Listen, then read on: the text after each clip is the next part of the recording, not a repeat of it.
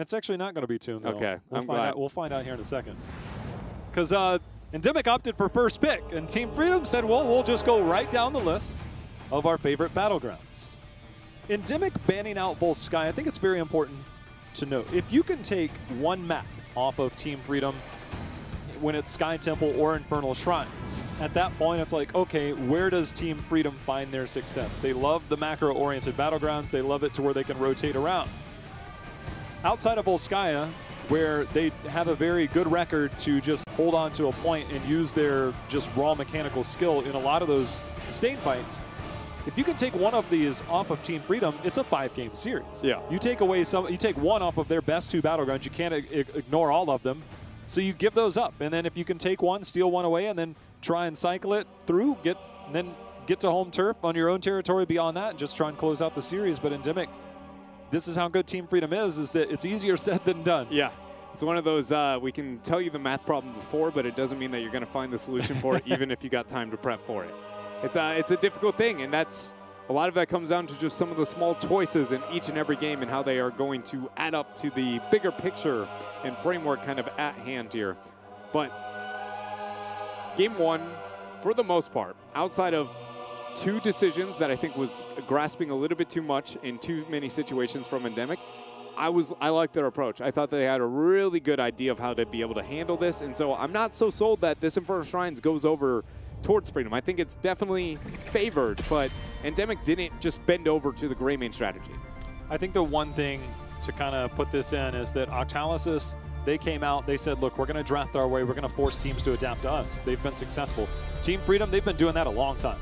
Yeah. They said, we're going to draft a certain way, we're going to play a map in a very macro-oriented sense, but not in a traditional sense that you're used to. Every other team will play it a certain way, we're going to play it our way. It's hard to ignore that when a team does things so well. And Team Freedom, and I think it's one of the reasons why we're highlighting Team Freedom a lot in this, is that they do force you to play their game a lot when they have very specific battlegrounds and very specific strategies. It's if you can stop certain parts of that and then take them other places is when it all starts to change and where you can find those advantages. Get ourselves a Diablo ban here. Hasn't made himself into the ban so far throughout today too frequently, considering his dominance in North America over the past couple of weeks. What do we get from Freedom, though? Is it a Maiev ban? Are they concerned with the Maiev after Endemic first picking in the last game and still getting a victory? No, it's instead the mid to late game offlane pressure. I think that that should be a tell, in my opinion, if you're Endemic, on how you need to be approaching this game. One of the things is try sieging up in a lane that Junkrat's at and watch that concussion mine come down right where you're at. Oh, you want to come in here? I welcome you in. That does leave open several key heroes. Maiev, Whitemane, Tyrande. Maybe even a Hammer. That is also true. We haven't gotten any of her yet, but Whitemane is the first pick here from Endemic. No surprise. Well, a little surprising with Tyrande. This battleground puts her over Tyrande. I think this is the biggest thing to point out there. In my brain, some people might disagree. I think that's a general consensus. Everybody seems to like Whitemane on this one. Yeah, potential healing throughput. I mean, I think a lot of pros do. It's just Tyrande right now objectively seems to be universally considered first pick, first ban. So I was just saying, this is the only outlier battleground where I go, I actually don't snap just pick my Tyrande in all cases. But we got her after. It's all good. We get the Urel and the Tyrande here from Freedom. Endemic, they've liked the Johanna on this map. Have the opportunity if they want to play around Shrine control here. Always have to consider, as you said already, the Sergeant Hammer in any of these drafts. I was just, oh man. So I was going to say this, but I didn't think there was any way they did it. If you pick Whitemane, Task, Johanna in your 1-3 on almost any battleground, you can pick almost anyone in those other 2 roles, and it really is not going to be a bad comp. It's very weird that they like cross-enable one another, that they have a good enough wave clear between Task, Johanna, enough self-sustain and damage output between the Whitemane, Tassadar. I like the draft from Endemic. It's still a little bit slow, doesn't get as much initiation capabilities, but it's a powerhouse comp here for sure. You know a hero who I would love to see? Lunara.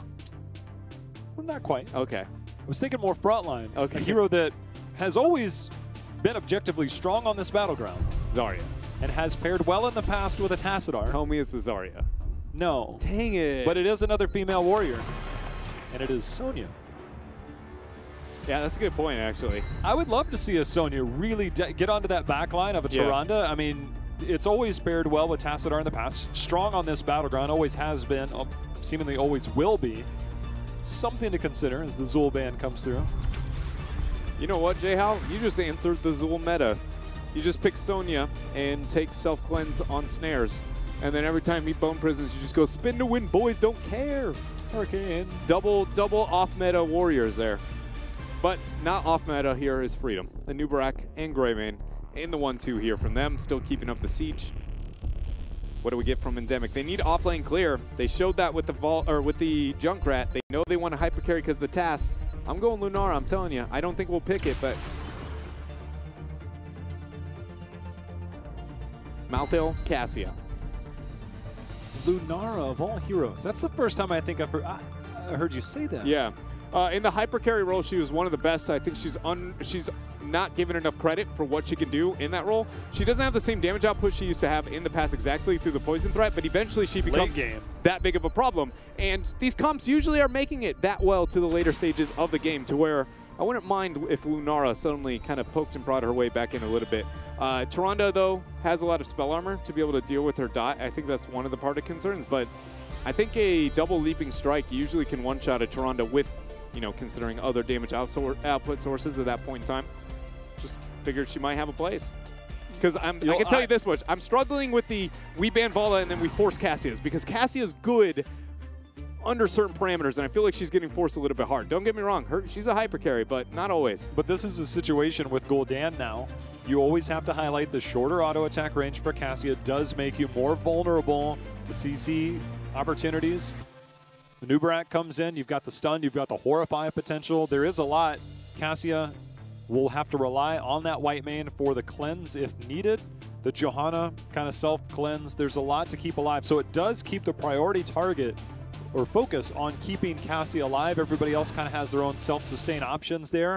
And then you have the bonus shielding there for whatever arises. So the draft is there, but the Gul'dan on the other side really intrigues me.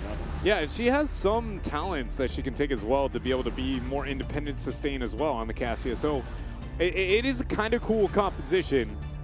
I'm just saying, generally speaking, this isn't so much in this one, but overall, I'm surprised at how much North America is still sticking towards the Cassia whenever Vol is taken away. I believe stage 3 now for our spray is available, so new mount, all that fun stuff. You can check out that information there. We finished up part 2, phase 2. I think it's called phase. You know what? Of the sprays. Let's just say any word that may be representative of a small fragment of time and just call it a day, you know? I mean, that's beautiful in itself. We could just call it a day. No? It's a beautiful day. Charge strikes at 1, I believe, right? Yeah. No mix-up there. On to the Cassia. That is part of the reason she is such a hyper carry, is with that level 1. It puts her in a position to really be pretty much the scariest hero in Heroes of the Storm if she gets a fully auto attack. But you raised a great point. The Gul'dan is really likely to be able to make her time a little bit more difficult. But going into the Echo Corruption build puts him more poke focused here. Oh. Great. Nice juke there by Kyrja. Yeah, that was clutch. We've seen the pickup as well lately for the movement speed and the passing through targets.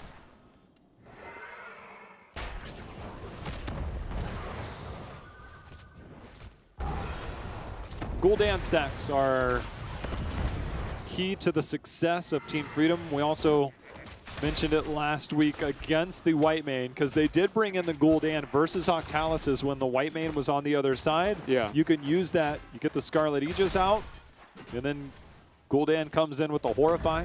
So Lutano will potentially look to follow up on that. 7 stacks so far on that Corruption.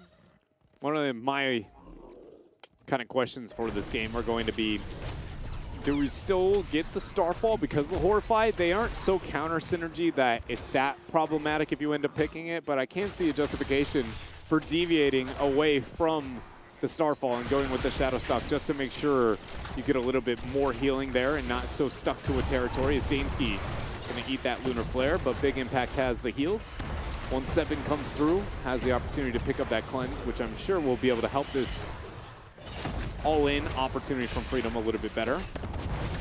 We're also seeing continuing to go into the Hardened Carapace at level 4, which Tassadar, fast ticking damage with the Psystorm going down. So the movement speed is one thing. If you go in, maybe you can make your way out. But if you get the cooldown reduction at 7, another way to play into it. See if he continues down that path. Shaman's time near evenly between the two teams. But with Bottom Shrine spawning in 5 seconds, Tassadar's making his way over. JL, Team Freedom, they don't want to fight over this. They want that offlane pressure, and they're showing it. Greymane just showed himself on top. We'll see what Endemic does. Cassia already on her way up while the rest of the 3 go for the clear. Endemic showing they knew what the offlane pressure plan was here for Freedom. Well, that does bring another dynamic to the Cassia pick, is that whenever we would see something like the Juice Pirates, you want to get that backdoor strategy. Cassia has always been one of the best counters. So if you can get in that position, that is something you can thwart some of those autos. As the fight breaking out here, small lead for Team Freedom, but they're starting to back away as BKIT doing some zoning. This Collusion and Lutano will look to regroup and try and re-enter the fray as the chase comes in. Bakur's pretty low on that mana on Malthael. Don't know how long he'll be able to stick into the rest of this fight. 35 skeletal defenders for Freedom. Only one more rotation of spells from Gul'dan needed, and they pick it up. Punisher acquired. The Burrow Charge lands onto Dansky. No Impale to land onto the kill target, but a Punisher here and Siege behind it. They're already rotating that Anubrak and Greymane out again. See how much they commit. The jump warned by the Iron Skin of a Johanna. Dansky will eat the Lunar Flare. Malthael trying to match in terms of damage as Lutano continuing to stack 16 out of those 40. Flying comes out from BKIT, stopping a little bit extra damage here on the bottom half. This Punisher is making a lot happen, J-Hal, for being a 3 versus 3 on the bottom half of the battleground. I can't help but feel like Endemic maybe regrets sending only 3 to defend here on bottom, as that is massive damage out from that Gul'dan. Lutano getting the threat is Cure already used, or excuse me, Cleanse already used. Dansky is just gonna get tracked by Nasmus. Passive use, one more. Not going to channel there. Oh, to make matters worse, Malthael died in the defense in the top. So now this is where the Anubrak Greymane goes in. They are making more happen. So to take down a fort in the bot lane, prep this top lane, get it down, get the kill onto Malthael. Things are going from bad to worse for Endemic here in the early game. By the time we get to the next Punisher phase, because that lasted so long, Endemic will be close to rounding the level 10, but Team Freedom already has a 1+ level lead. This is, I mean, devastating if you're an Endemic fan. This big of a lead with this composition playstyle is a little bit too much. And normally, JL, what you see in that type of situation is Freedom, you're like, oh, that was a lot of damage on top, a little bit of damage on bottom. It doesn't hurt yet. It's going to hurt in the future eventually, but not quite to this time. So it's like Freedom just hit a experience power level in this composition like 5 minutes earlier than they normally feel it. And at this point, it's not their game to lose yet, but it's getting close here. And they're right back up on top of it. Nasmus just zoning out on this Urel. Get the jump over. Dansky coming through. Zugrug should have the Burrow Charge out. Indeed does. And to further your point, that top lane is where the next shrine is. If Team Freedom gets that next Punisher, it's almost indefensible. Yeah. With no side tower, that's last year, and no front gate or tower to buy some distraction from the minions, that fort is forfeit. And then you look at those keep towers. That's where the experience starts to accumulate. So Team Freedom has primed that top lane to potentially blow this game open. To add salt to the wound, they also have an Anubrak, which is one of the best. Hey, you want to solo defend this? We're just going to cocoon, kill your fort, then we'll kill you afterwards. It's very hard to not show up as a 5-man, but you show up as a 1-2 and they still get kills on top of it. It's kind of a I mean, not kind of. It very much is a lose-lose scenario, and it's why Freedom is almost at that point where it feels like they can't drop this on Infernal Shrines. Oh, this is beautiful. They're going to get the bottom camp as well. If they make the rotation up, actually, they're going to forgo that. I'm surprised with the Greymane. There's a rotation available that, ooh, man, that I would like to see from Endemic, or excuse me, from Team Freedom here, with the aggressive shrub, you know, the kind of horseshoe shrub over to the right-hand side next to the Impaler camp of Endemic. With that Anubarak Greymane remaining there, long distance of safety in terms of kill potential with the Tyrande, and if nobody responds, then you just go, well, we've got Keep. Dread, if Freedom picks this up, you could easily see Keep Wall into that mid-fort rotation due to the early prepping they've done there. The bottom camp will work its way towards that Keep Wall in the end. Endemic, they need a victory in a team fight, and it has to start right here. The Shaman camp being dealt with. That's going to be cleaned up as the fight will break out momentarily. And Endemic, they need everything, else this could spell trouble. But you can see Lutano really setting the health bars of Freedom already ahead of that of Endemic. Lutano will be the kill target if Endemic does initiate. We'll see if they can find it here. As 20 skeletal defenders, Nasmus leaping forward, Yoda falling below 50% thanks to Dansky. Maybe want to back out and tap. Collusion giving a couple of heals. Nasmus leaps forward. 10 more skeletal defenders, but here they go. Collusion's the focus. Last Rites is down with the Blessed Shield, but he heals through. Beacon now is going to get turned on, and that is the first to drop here as Freedom find their first victim. White Mean out of the cocoon in 2. But Zugrug gets the heals. Can he stay alive? Oh my. How do they do it? Now the Punisher leap onto Dansky. It's actually not going to execute and find him fast enough, but Endemic has to run up. For every member that Endemic loses, this will go from bad to worse. Anubarak dead. Yoda, however, that's a trade out that's actually favorable for Endemic. They will lose another member. It's the fort taking some damage. 4 for 2 trade when it's all said and done.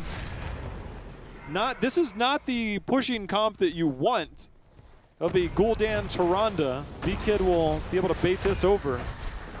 It's not terrible as long as they can get that middle gate and front wall down fast. But I don't think they're going to have the damage output fast enough there. Gul'dan not scaling hard enough yet. The later stages, if he can get, you know, a couple more Qs, Echo Corruption completed, it puts you in a position to maybe be able to zone off there. So good job from Endemic. I think part of the reason you saw that decision making as well is not only the Greymane split push afterwards, but that Punisher, whenever you move down, that's when it suddenly can start leaping. He gets confused, Jayho, until you go where he knows he needs to go, which is in the lane itself.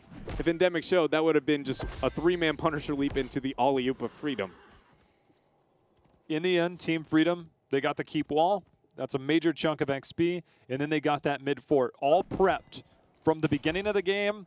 From minute 2 to minute 3 to minute 4. Everything that they've done amounted to that push right there.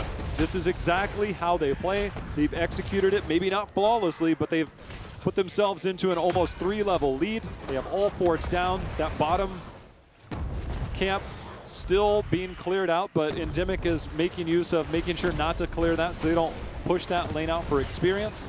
Team Freedom will move forward.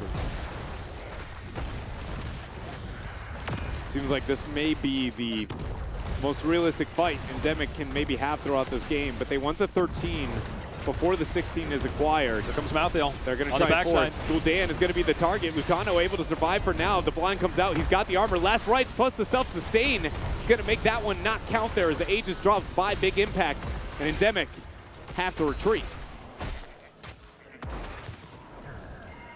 Team Freedom. I can't say what hasn't already been said. I mean, they are putting on a clinic in terms of this is how they play. And when they get a lead on this map, however small it is, as time goes on, that banked XP that you mentioned at the top is there's a raw stun.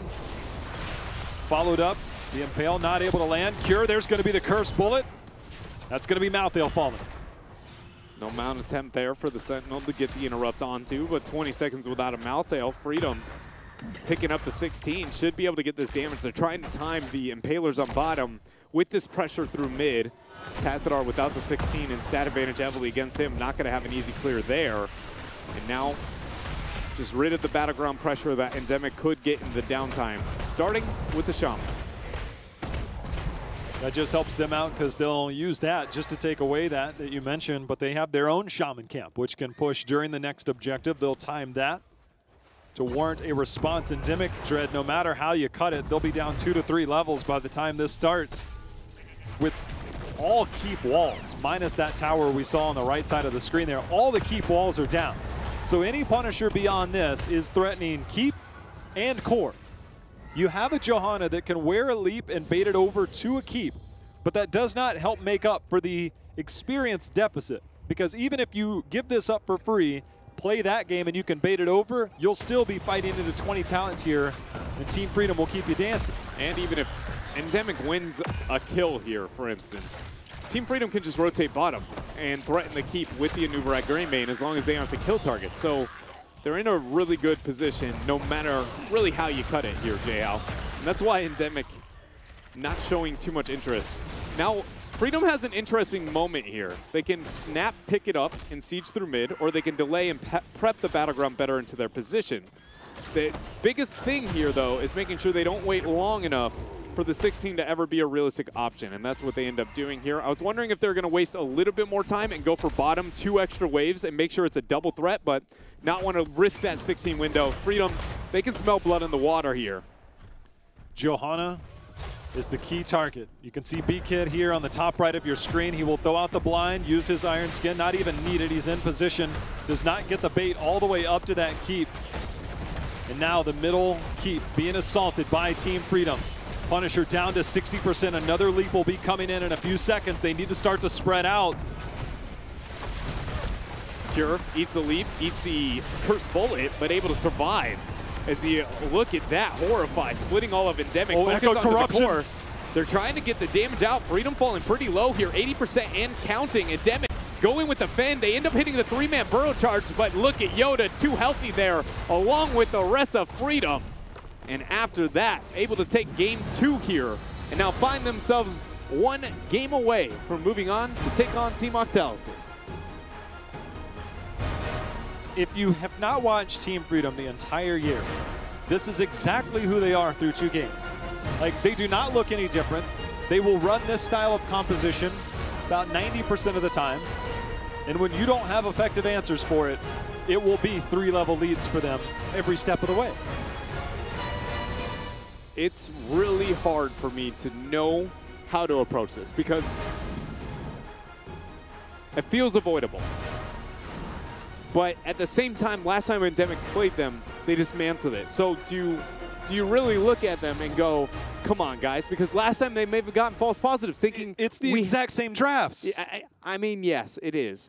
But why are we not successful this time, right? Like, what are those factors coming? I think it's really interesting. Like, I personally go, there's no way I would ever let a team pick this level of comfort this many times in a row unless I think it is objectively so worse that I am upset with my team if we ever drop to it. And there's very few comps that are that good.